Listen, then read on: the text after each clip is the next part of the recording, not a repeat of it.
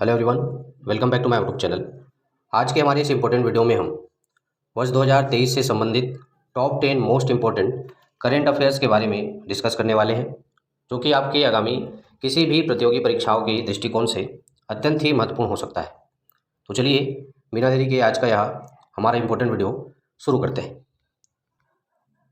Current affair से related आज का सबसे पहला क्वेश्चन है, हाल ही में किसने wild life photographer of the year का खिताब जीता?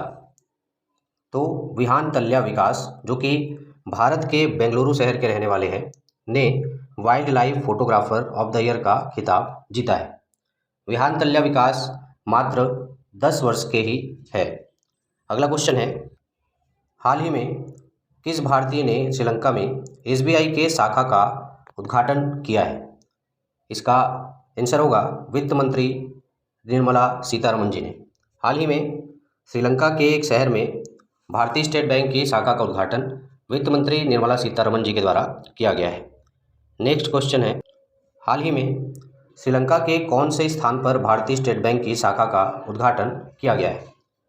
इस क्वेश्चन का सही आंसर है त्रिंकोमाली।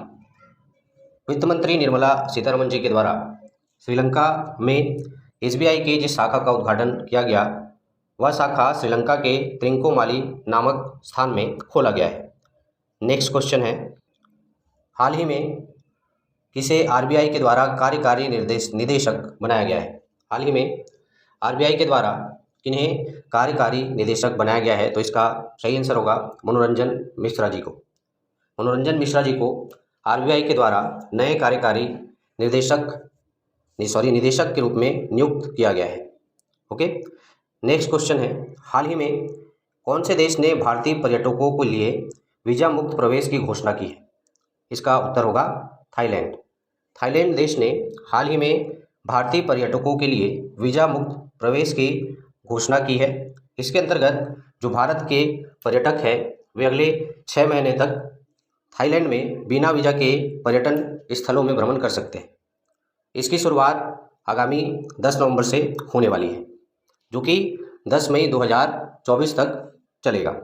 ओके, अगला क्वेश्चन है, हाल ही में सभी आवारा कुत्तों की नसबंदी करने वाला विश्व का पहला देश कौन सा है? तो इसका सही आंसर होगा भूटान। भूटान हाल ही में सभी आवारा कुत्तों की नसबंदी करने वाला विश्व का पहला देश बन गया है। हाल ही में भूटान सरकार ने राष्ट्रीय कुत्ता जनसंख्या प्रबंधन एवं रेबीज नियंत्रण परियोजना के तहत 1,50,000 कुत्तों का सफलतापूर्वक नसबंदी और टीकाकरण का कार्य संपन्न किया है। अगला क्वेश्चन है, हाल ही में यूनेस्को द्वारा भारत के कौन से शहर को संगीत का शहर नाम दिया गया है?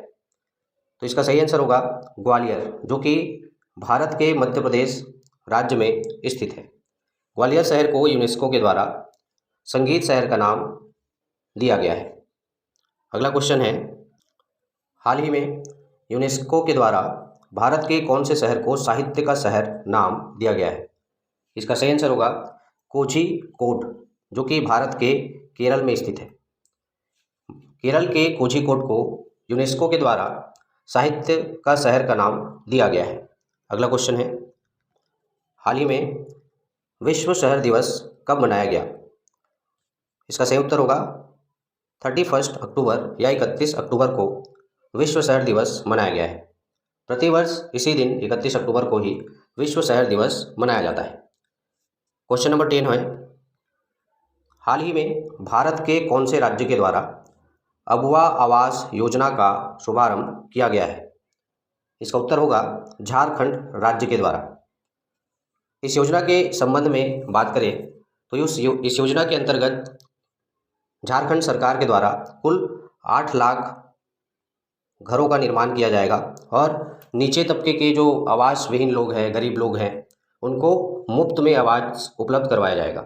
इस योजना के लागत की यदि बात की जाए तो कुल 16,320 करोड़ रुपए की राशि इस योजना में खर्च होनी है। 8 लाख मकानों का जो चरण है वह सरकार के द्वारा या निर्माण जो है वह सरकार के द्वारा 3 चरणों में संपन्न किया जाएगा।